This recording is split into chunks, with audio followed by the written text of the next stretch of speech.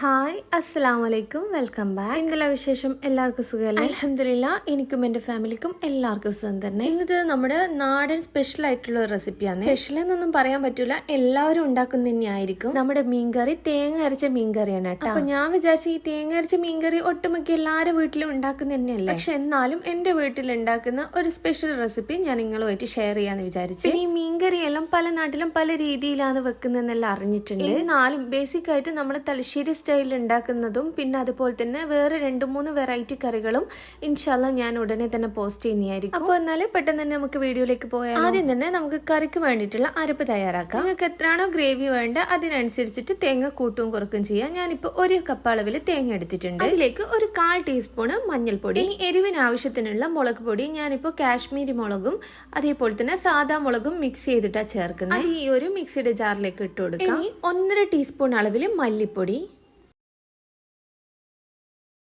പിന്നെ ഈ ഒരു തേങ്ങ അരപ്പിൽ നല്ലൊരു ഫ്ലേവർ കിട്ടാൻ വേണ്ടിയിട്ട് ചെറിയ 3 അല്ലി ചെറിയ ഉള്ളി കൂടി ചേർത്ത് കൊടുക്കുന്നുണ്ട്. ഈ ഒരു തേങ്ങ മുങ്ങാൻ പാകത്തിന് വെള്ളം ഒഴിച്ച് നല്ല മഷി പോലെ അരച്ചെടുത്തിട്ട് വരാം. പിന്നെ അരക്കുമ്പോൾ പ്രത്യേകം ശ്രദ്ധിക്കാൻ നല്ല രീതിയിൽ തന്നെ അരഞ്ഞു കിട്ടും. ചെറിയ രീതിയിൽ അരച്ചിട്ടുണ്ടാക്കുന്ന കറിയും കൂടിയുണ്ട്, അതും ഭയങ്കര ടേസ്റ്റ്. പക്ഷെ ഈ ഒരു മെത്തേഡിൽ ഉണ്ടാക്കുമ്പോൾ നല്ല രീതിയിൽ തന്നെ അരഞ്ഞു കിട്ടണം. ഞാൻ ഈ ഒരു കറിയിൽ പുളി ചേർക്കുന്നില്ല, പുളിക്ക് പകരം ഞാനിപ്പോൾ പച്ചമാങ്ങ എടുത്തിട്ടുള്ളത്. നല്ല പുളിയുള്ള ടൈപ്പ് പച്ചമാങ്ങേനും ഇത്, അതുകൊണ്ട് തന്നെ പുളി ചേർക്കേണ്ട വന്നിട്ടില്ല കേട്ടോ. എനിക്ക് വേണമെങ്കിൽ ഈ ഒരു പച്ചമാങ്ങന്റെ തൊലി കളഞ്ഞിട്ട് വേണമെങ്കിൽ കറിയിലിടാം, ഇല്ലാന്നുണ്ടെങ്കിൽ ഇതേപോലെ തന്നെ കട്ട് ചെയ്തിട്ടും കറിയിലേക്ക് ഇടാം. തൊലി റിമൂവ് ചെയ്ത് കൊടുക്കുന്നില്ല, ഞാൻ അങ്ങനെ കറിയിലേക്ക് ഇടലാണ്. അതുകൊണ്ട് തന്നെ ഞാൻ ഇതൊന്ന് സ്ലൈസ് ചെയ്തെടുക്കുന്നുണ്ട്. ഇനി ഈ കറിയിലേക്ക് തക്കാളി പച്ചമുളക് കൂടി വേണം, പിന്നെ കുറച്ച് ചെറിയുള്ളിയും കൂടി ആവശ്യമുണ്ട്, അത് ഞാൻ പറഞ്ഞുതരാം. ഇനി ഇതെല്ലാം ഒന്ന് കട്ട് ചെയ്തെടുക്കാം.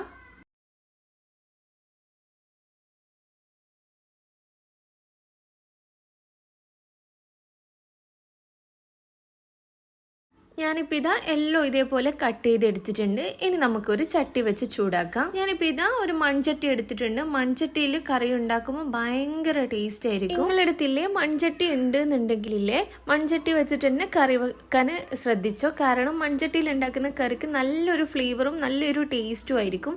അതുകൊണ്ട് മീൻ കറിയെല്ലാം ഉണ്ടാക്കുന്ന സമയത്ത് ഇതേപോലെ മൺചട്ടിയിൽ ഉണ്ടാക്കാൻ വേണ്ടി ശ്രദ്ധിച്ചോ. നമുക്ക് വെളിച്ചെണ്ണ ഒഴിച്ചെടുക്കാം. ഞാനിപ്പോൾ വെളിച്ചെണ്ണ ഒഴിച്ച് ചൂടാക്കി കൊടുക്കുന്നുണ്ട്. ചട്ടി ഒന്ന് ചൂടായി വരുന്ന സമയത്ത് 1/4 ടീസ്പൂൺ അളവിൽ ഉലുവ ഇട്ട് കൊടുക്കാം. അതൊന്ന് ജസ്റ്റ് പൊട്ടി വരുന്ന സമയത്ത് 3/4 ടീസ്പൂൺ കടുക് കൂടി ഇട്ട് കൊടുക്കാം. ഇനി ഇത് നന്നായിട്ടൊന്ന് പൊട്ടിച്ചതിന് ശേഷം വേണം ബാക്കിയുള്ള ഇൻഗ്രീഡിയൻസ് ചേർക്കാൻ വേണ്ടി. കടുകും ഉലുവ എല്ലാം നന്നായിട്ട് തന്നെ പൊട്ടി വന്നിട്ടുണ്ട്. ഇനി നമ്മൾ കട്ട് ചെയ്ത് വെച്ചിട്ടുള്ള തക്കാളിയും പച്ചമുളകും കൂടി ഇതിലേക്ക് ചേർത്ത് കൊടുക്കാം. ഇനി ഇതൊന്ന് നല്ല സോഫ്റ്റ് ആവുന്നത് വരെ ഒന്ന് വഴറ്റിയെടുക്കണം. ഇത് നമ്മൾ ചട്ടിയിൽ വഴറ്റിയെടുക്കുന്നത് കൊണ്ട് തന്നെ നല്ല പെട്ടെന്ന് തന്നെ സോഫ്റ്റ് ആയി കിട്ടും. ഒന്ന് അടച്ചു വെച്ച് കൊടുത്താൽ മതി. കുറച്ച് ഉപ്പ് കൂടി ഇട്ട് ഒന്ന് ജസ്റ്റ് ഒന്ന് അടച്ചു വെക്കുമ്പോൾ തന്നെ നല്ല സോഫ്റ്റ് ആയി വരും. ഇട്ട് ജസ്റ്റ് ഒന്ന് ഇളക്കി കഴിഞ്ഞ് കഴിഞ്ഞാൽ ഒരു ലിഡ് വെച്ചൊന്ന് ക്ലോസ് ചെയ്ത് കൊടുക്കുക. ഇതൊന്ന് സോഫ്റ്റ് ആകുന്നത് വരെ ഒന്ന് വെയിറ്റ് ചെയ്യാം. 10 മിനിറ്റ് അടച്ചു വെക്കുമ്പോൾ തന്നെ കണ്ടില്ലേ നന്നായിട്ട് തന്നെ സോഫ്റ്റ് ആയി വന്നിട്ടുണ്ട്. ഇനി ആ ഒരു സ്പൂൺ കൊണ്ട് ജസ്റ്റ് ഒന്ന് ഉടച്ചു കൊടുത്തു കഴിഞ്ഞാൽ കറക്റ്റ് ടെക്സ്ചർ കിട്ടും. അപ്പോഴേക്കും ഇതാ തക്കാളിയും പച്ചമുളകെല്ലാം നന്നായിട്ട് തന്നെ സോഫ്റ്റ് ആയി വന്നിട്ടുണ്ട്. ഈ ഒരു ടൈമിൽ വേണം നമ്മൾ ക്രഷ് ചെയ്ത് വെച്ചിട്ടുള്ള വെളുത്തുള്ളിയും പിന്നെ സ്ലൈസ് ചെയ്ത് വെച്ചിട്ടുള്ള ഇഞ്ചിയും കൂടി ചേർത്ത് കൊടുക്കാം. ഞാനിപ്പോൾ 3-4 അല്ലി വെളുത്തുള്ളിയും അതുപോലെ തന്നെ 1 ഇഞ്ച് വലുപ്പത്തിലുള്ള ഇഞ്ചിയും കൂടി എടുത്തിട്ടുണ്ട്. ഈ ഒരു മിക്സിലേക്ക് ഇതങ്ങ് ഇട്ട് കൊടുക്കുക. എന്നിട്ട് നന്നായിട്ടൊന്ന് വഴറ്റി കൊടുക്കുക. ആ ഒരു പച്ചമണം മാറുന്നത് വരെ ഒന്ന് ജസ്റ്റ് ഒന്ന് വഴറ്റി കൊടുക്കുക. ആ ഒരു പച്ചമണമൊക്കെ മാറി വരുമ്പോഴാണ് നമ്മൾ ഈ കട്ട് ചെയ്ത് വെച്ചിട്ടുള്ള പച്ചമാങ്ങ ഇതിലേക്ക് ചേർത്ത് കൊടുക്കാൻ. ഞാൻ ഇതിൽ തൊലിയൊന്നും കളഞ്ഞിട്ടില്ല, നിങ്ങൾക്ക് വേണമെങ്കിൽ തൊലി കളഞ്ഞിട്ട് ചേർത്ത് കൊടുക്കാം. ഇനി ഇതൊക്കെ കൂടി ഒന്ന് ജസ്റ്റ് ഒന്ന് വഴറ്റി കൊടുക്കാം. കൂടുതലായിട്ട് വഴറ്റേണ്ട കാര്യമൊന്നുമില്ല, കാരണം മാങ്ങ കഷ്ണങ്ങൾ നമ്മൾ കറി തിളച്ച് വരുമ്പോൾ തന്നെ നന്നായിട്ടൊന്ന് സോഫ്റ്റ് ആയി വന്നു. വേണമെങ്കിൽ ഒരു 2 സെക്കൻഡ് ഒന്ന് അടച്ചു വെച്ചു കൊടുക്കാം. പച്ചമാങ്ങക്ക് നല്ല പുളി ഉണ്ടേനും, അതുകൊണ്ട് തന്നെ എക്സ്ട്രാ പുളിയൊന്നും ചേർക്കേണ്ട വന്നിട്ടില്ല. നിങ്ങൾ എടുക്കുന്ന മാങ്ങയുടെ പുളിക്കനുസരിച്ച് മാത്രം പുളി ചേർത്ത് കൊടുത്താൽ മതി. ഞാനിപ്പോൾ ഒട്ടും തന്നെ പുളി ചേർക്കാതെ ഈ ഒരു കറി ഉണ്ടാക്കി. ഒരു 2 മിനിറ്റ് ഒന്ന് മൂടി വെച്ച് തുറക്കുമ്പോൾ തന്നെ ഈ ഒരു കളറായിട്ടുണ്ടാവും മാങ്ങ. ഇനി ഇതിലേക്ക് വേണം നമ്മൾ തയ്യാറാക്കി വെച്ചിട്ടുള്ള അരപ്പ് ചേർത്ത് കൊടുക്കാൻ. ഇതാ കണ്ടില്ലേ, ഞാൻ നന്നായിട്ട് തന്നെ അരപ്പ് നല്ല രീതിയിൽ തന്നെ അരച്ച് പേസ്റ്റ് ആക്കി കൊണ്ടുവന്നിട്ടുണ്ട്. ഇതേപോലെ നന്നായിട്ട് തന്നെ അരക്കാൻ വേണ്ടി ശ്രദ്ധിക്കുക. അപ്പോഴാണ് നമ്മുടെ കറി നല്ലൊരു ടേസ്റ്റ് കിട്ടുക. ഇനി ഈ ഒരു അരപ്പ് നമ്മുടെ ഈ കറിയിലേക്ക് ഒഴിച്ചു കൊടുക്കാം. നമുക്ക് വേണ്ടുന്ന അത്രയും ഗ്രേവിക്ക് അനുസരിച്ച് വെള്ളം ചേർത്ത് കൊടുക്കാം. ഞാനിപ്പോൾ ഈ മിക്സിയുടെ ജാറ് കഴുകിയിട്ട് ആ വെള്ളം കൂടി ചേർത്ത് കൊടുക്കുന്നുണ്ട്. പിന്നെയും കുറച്ചുകൂടി ചേർത്ത് കൊടുക്കുന്നുണ്ട്. നിങ്ങൾക്ക് എത്രയാണോ കൺസിസ്റ്റൻസി ആവശ്യം അതിനനുസരിച്ചിട്ട് നമുക്ക് വെള്ളം കൂട്ടുകയും കുറക്കുകയൊക്കെ ചെയ്യാം. ഈ ടൈമിൽ തന്നെ ഉപ്പൊന്ന് ചെക്ക് ചെയ്ത് നോക്കുക. വേണമെന്നുണ്ടെങ്കിൽ ഈ ഒരു ടൈമിൽ ചേർത്ത് കൊടുക്കുക. എൻ്റെത് മുന്നേ ഞാൻ ചേർത്തിട്ടുണ്ടേനും, എന്നാലും കുറച്ച് കുറവുള്ളത് കൊണ്ട് കുറച്ചുകൂടി ഉപ്പ് ഞാൻ ചേർത്ത് കൊടുക്കുന്നുണ്ട്. ഇനി ഈ അരപ്പൊന്ന് തിളച്ച് വരട്ടെ, അപ്പോഴേക്ക് നമുക്ക് ബാക്കിയുള്ള കാര്യങ്ങൾ ചെയ്യാം. ഇപ്പോൾ അയക്കൂറ മീൻ വെച്ചിട്ടാണ് ഈ ഒരു റെസിപ്പി ചെയ്യുന്നത്. നിങ്ങൾക്ക് ഏത് ടേസ്റ്റുള്ള മീൻ വെച്ചിട്ടും ഈ ഒരു റെസിപ്പി ഫോളോ ചെയ്യാം. കൊഞ്ച് വെച്ചിട്ടോ അയില വെച്ചിട്ടോ ആവോലി വെച്ചിട്ടോ ഏത് ടേസ്റ്റുള്ള മീനും ഈ ഒരു റെസിപ്പി ഫോളോ ചെയ്തുണ്ടാക്കാം.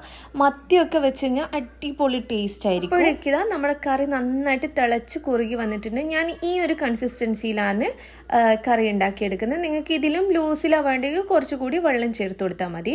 ഇനി കുറച്ച് കറി ലീവ്സും കൂടി ഇട്ട് നമുക്ക് മീൻ ഇതിന്റെ മുകളിലായിട്ട് വെച്ചു കൊടുക്കാം. ഇനി മീൻ കഷ്ണങ്ങൾ ഓരോന്നായിട്ട് നമ്മുടെ കറിയിലേക്ക് വെച്ചു കൊടുക്കാം. പെട്ടെന്ന് പൊട്ടിപ്പോകുന്ന മീനിലാണെങ്കിൽ ഒരുപാട് കുത്തി ഇളക്കൊന്നും വേണ്ട. ഒന്ന് ജസ്റ്റ് ഒന്ന് ഇങ്ങനെ ചട്ടി പിടിച്ചിട്ട് ഒന്ന് അങ്ങോട്ടും ഇങ്ങോട്ടും ഒന്ന് ഇളക്കി കൊടുത്താൽ മതി. ഞാൻ ഈ ഒരു മീൻ കഷ്ണങ്ങൾ വെച്ച ഉടനെ തന്നെ സ്പൂൺ വെച്ച് ജസ്റ്റ് ഒന്ന് ഇതിന്റെ മുകളിലായിട്ടെല്ലാം ഒന്ന് അരപ്പൊന്ന് ഒഴിച്ചു കൊടുക്കുന്നുണ്ട്. പിന്നീട് ഈ മീൻ കഷ്ണങ്ങൾ വെന്ത് വരുന്ന സമയത്ത് മീൻ പൊട്ടിപ്പോവാത്ത രീതിയിൽ ഒന്ന് ഇളക്കിയെടുത്താൽ മതി. ഇനി ഈ മീൻ കഷ്ണങ്ങൾ വെന്ത് വരുന്നത് വരെ ഒന്ന് അടച്ചു വെച്ച് വേവിക്കാം.